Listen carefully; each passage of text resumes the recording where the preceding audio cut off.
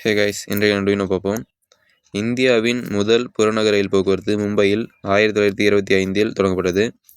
சென்னை நகரம் metro rail சேவை கொண்ட 6வது நகரமாகும். சென்னை பார்த்தீங்கன்னா காத்திமன் அதிவிரைவு வண்டி இந்தியாவின் மிக அதிவேக ரயில் வண்டியாகும். ஸோ இந்த ரயில் வண்டி பார்த்திங்கன்னா புதுடெல்லியையும் ஆக்ராவையும் இணைகிறது. இது 160 கிலோமீட்டர் வேகத்தில் பயணித்து மேற்கூறிய இரு நகரங்களுக்கு இடையான 200 கிலோமீட்டர் தொலைவை 105 நிமிடங்களில் கடக்கிறது.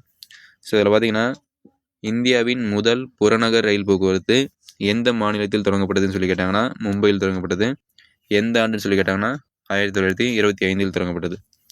ஓகேங்களா. நெக்ஸ்ட் ஒன் பார்த்தீங்கன்னா சென்னை நகரம் மெட்ரோ ரயில் சேவை கொண்ட எத்தனாவது நகரம்னு சொல்லி கேட்டாங்க அப்படின்னா 6வது நகரம். ஓகேங்களா. அதுமாதிரி இந்தியாவின் மிக அதிவேக ரயில் வண்டி எதுன்னு சொல்லி கேட்டாங்கன்னா காத்திமன் அதிவிரைவு வண்டி. ஸோ மேக்ஸிமம் இதில் இது மட்டுமே போதுமானது தான். ஸோ அது எந்த நகரங்களை இணைக்கிறதுன்னு சொல்லி கேட்டாங்கன்னா மட்டும் புதுடெல்லியையும் ஆக்ராவையும் இணைக்கிறதுன்னு சொல்லுங்கள். மீறி எதுவும் மேக்ஸிமம் கேட்க மாட்டாங்க.